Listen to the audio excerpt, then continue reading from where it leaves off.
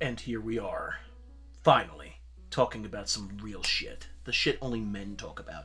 The shit you take in the toilet after having just a nice spicy bag of Cheetos. This is my boy, Godzilla, from the 1990s. You're gonna hear my boy, Godzilla, 50 million times for this series, because I have so many iterations of the man.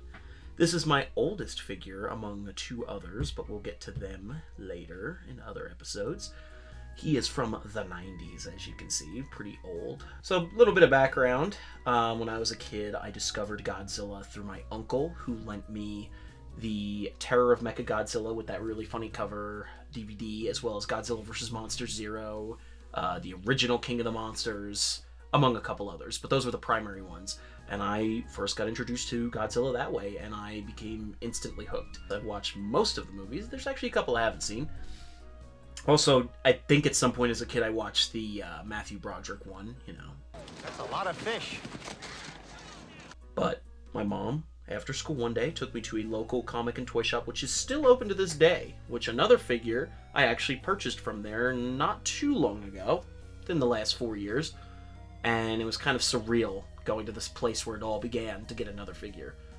But I was able to get 3 figures, and this boy was my Goji. My first and only Goji at the time.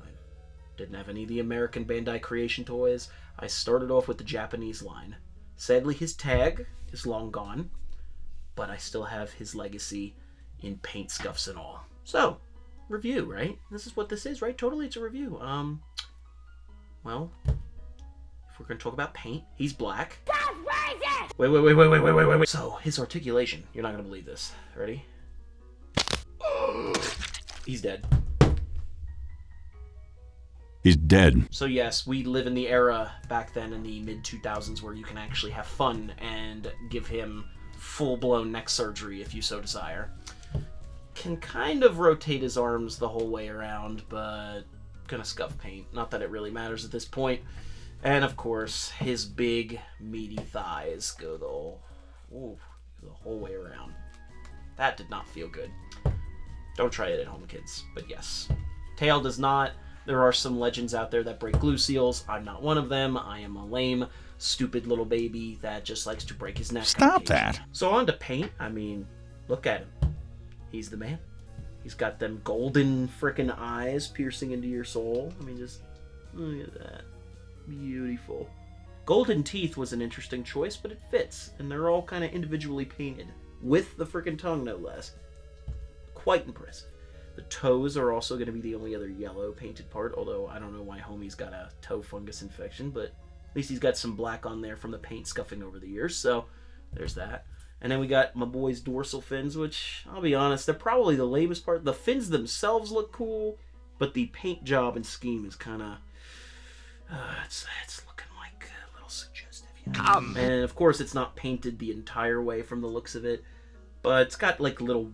It's like a white like spray coat on there. I don't know if you can see it on here. Like it looks like there's a very minimal coat. They kind of said, hey, fuck it. And of course, there's also dust interwoven into this over the years. I tried scrubbing it as best as I could with a toothbrush, but homie just... He has been through hell and many wars and battles. I remember setting up wooden blocks with this boy being at the helm of its destruction while fighting King Ghidorah and Mechagodzilla, which, yes... Those were the other 2 friends that he was with when he left the store with me that day. Detail-wise, what more could you want? I mean, look at just the scales on my guy here. Even for the mid-2000s, they did a fine job. This is honestly just... This, to me, was like the go-to figure because it doesn't have one set era, technically, and it fits... It checks all the boxes. Even if the spine paint could be a little better, in my personal, humble opinion, still, we got a pretty much... jack-of-all-trades figure here, which they've actually re-released here or there, but honestly, I don't know if they're ever going to again because we've gotten much better looking figures. If we're gonna size compare to another 90s Godzilla that's a little newer, this boy was in the last video from 91. Much better looking and more movie accurate for sure. I mean, even those spines. The spines are somewhat similar, but you like there's like that little fade with that little bit of detail. It's a lot less messy than the original spines. And this isn't even supposed to be the same era. So there's that. But now I'm kind of wondering. So this original release said 1994. But is it? Because I got a picture on screen here. That's not the same. So, okay, fine. We can figure this out. Okay. Here, have a seat. Okay, have a seat. Just here. Yeah, look at the viewers and make them just never break eye contact.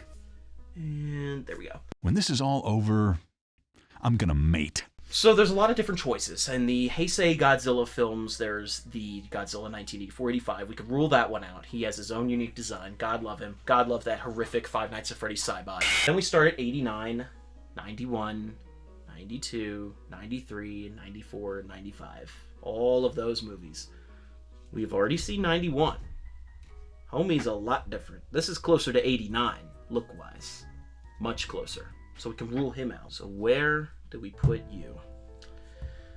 Well, if we think about the 90s, there was a lot of movies that came out. So possibly Forrest Gump might be the iteration of this Godzilla, because this Godzilla actually has Vietnam flashbacks. Now, if we really dig into the semanticalities of all this and think about war movies itself, Apocalypse Now was also set in the Vietnam War.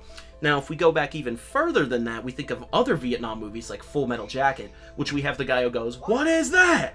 What the fuck is that?" So we have that going. So if we look at that guy, I think he cameoed in a Family Guy episode. So maybe this puts this Godzilla in that one Family Guy episode where a blind guy gets his money stolen, then a cop steals it, then Mothra and Godzilla fight for it, and then the blind guy gets it back and takes him and his dog home. And it was really, really peak comedy cutaway if you've never seen it. So, okay, so that has Godzilla's involvement. But then we got to consider the Dick Cheney documentary from 1957 where he went and shot 3 Godzillosauruses out in the jungle. It just doesn't all add up. What does it mean? Well, from the Pokemon franchise, I know we have other characters like Ho-Oh, which, I mean, he's a bird. What does he have to do with any of this? But he has fire. Godzilla breathes fire.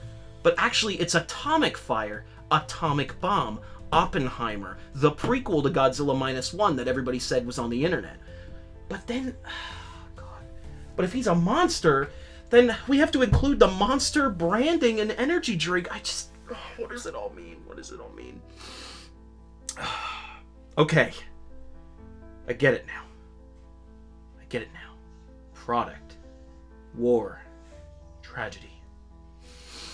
There's only one movie this is from. Ready? Ready for this? Toy Story 3.